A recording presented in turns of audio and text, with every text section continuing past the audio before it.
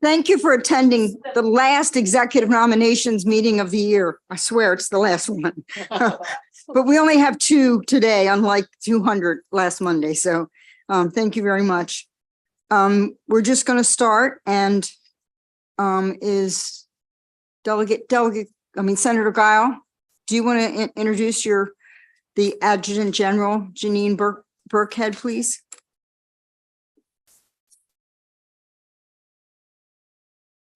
There we go. Thank you. Good afternoon, Madam Chair, members of the committee. Brigadier General Janine L. Burkhead is many things. She is a mother, a wife, an accomplished public policy professional, and a decorated member of the U.S. military. General Burkhead was born and raised in Worcester County. She earned her bachelor's degree from Hampton University, graduating with honors, magna cum laude, and as a distinguished ROTC military graduate. This Marylander then attained her master's degree from the University of Maryland while holding a full-time position in a congressional office. From then to now, she has traveled to all corners of Maryland in her capacity as a concerned citizen or in a capacity as a guardsman. General Burkhead's military career started over 30 years ago, and she has had multiple overseas deployments. The experiences of this military career, along with those of a mother, a wife, a community activist, and a dedicated civil servant, bring her before this body as Governor Moore's nominee for the Adjutant General of Maryland. If her bio does not bring you to the conclusion that she will serve our state well, just a short conversation with her will lead you there. Her nomination is historic because, assuming she is confirmed, she'll be the only Black woman leading a state military in our nation. I am proud to see such a highly qualified and accomplished leader taking on this important role. Even prouder to have her as my constituent. Her impressive military career and her dedication to our state are truly inspiring. It is with great pleasure I present to you Brigadier General Janine L. Burkhead. Thank you. Chair Bidle, Vice Chair Hayes, President Ferguson, members of the Executive Nomination Committee. Thank you for meeting with me today. As Maryland's Adjutant General, I would seek to tie the breadth and depth of my experience together to provide a ready and resilient Maryland National Guard. As I consider readiness, we are living in pivotal times. Adversarial aggression, global pandemic, civil unrest, Mother Nature, and human nature. Readiness comes with training, modern equipment, and world-class facilities. We will see and need the National Guard again, and we will be ready. To make that possible, we depend on a resilient force who is skilled, disciplined, exhibits teamwork, and is well-led. And I understand our service members and civilian team that their condition in life is of the utmost importance. From behavioral health to employment, the health of the entire force is paramount. Finally, we cannot have a successful Guard without our employers.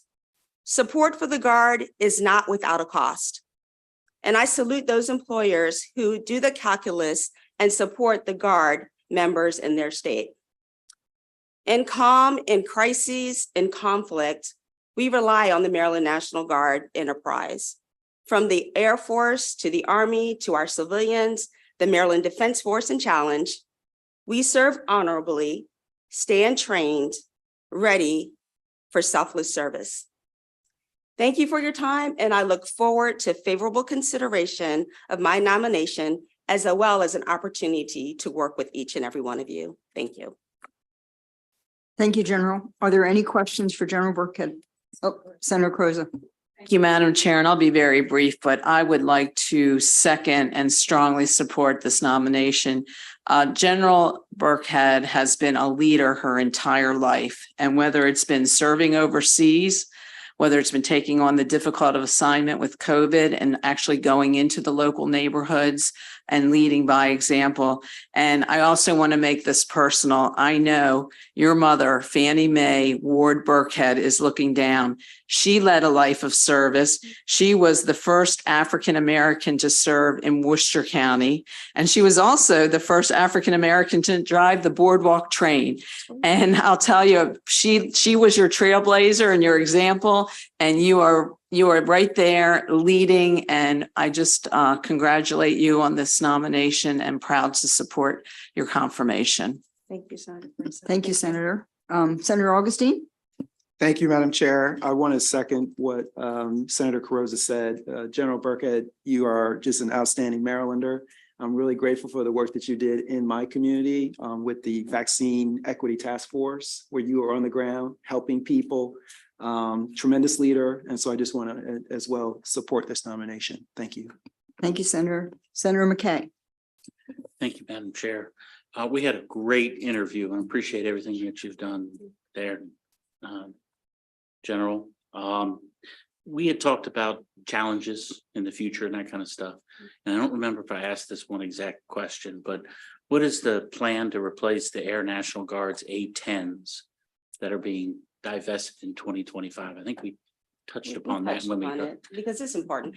So we have to work with our congressional delegation to come up with a plan, and Big Air Force to come up with a plan for a future fighter and ensure that Maryland has a wing.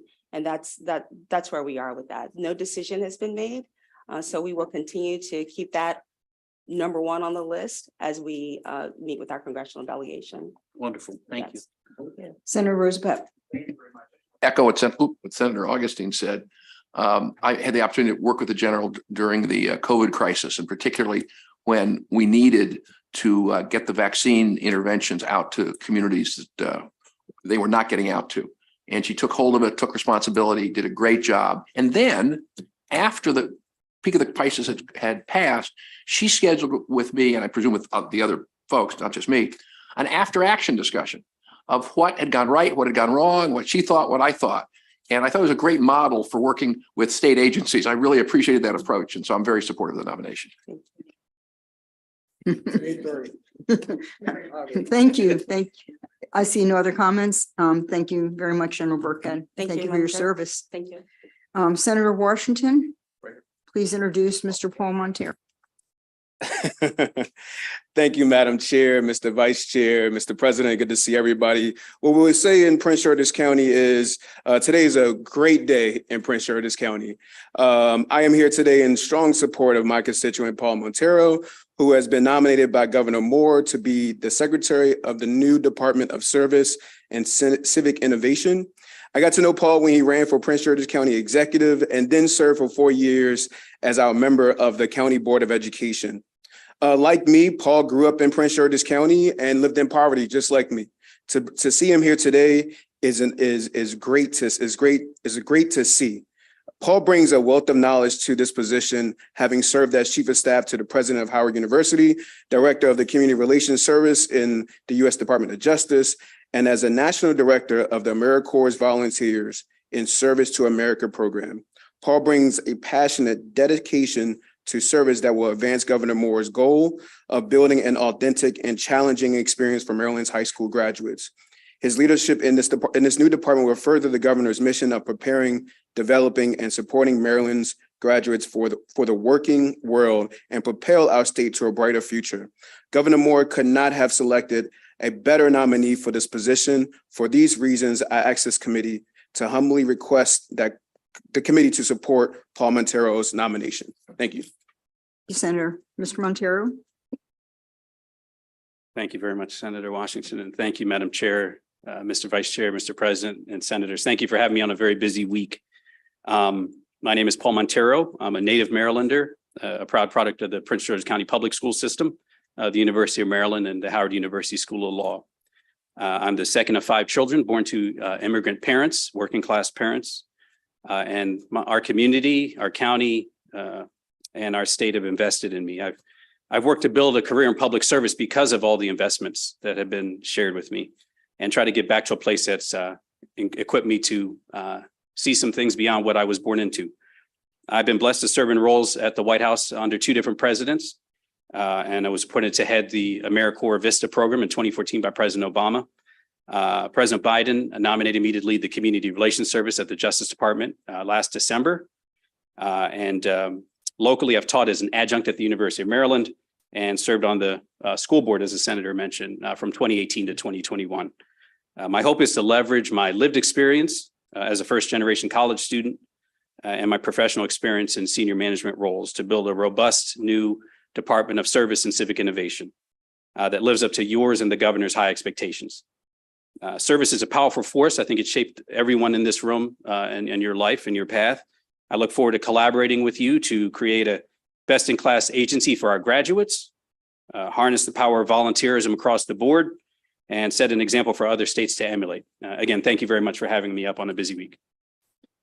Thank you very much, Mr. Montero. Senator Roosevelt. Yeah, again, briefly, I've known Mr. Montero since he worked in the Obama White House and then worked quite closely with him when he served on the Prince George's School Board. And some of you may know our school board can have exciting times. And the fact that he was willing to serve on our school board is a tremendous indication of his character and commitment to the community.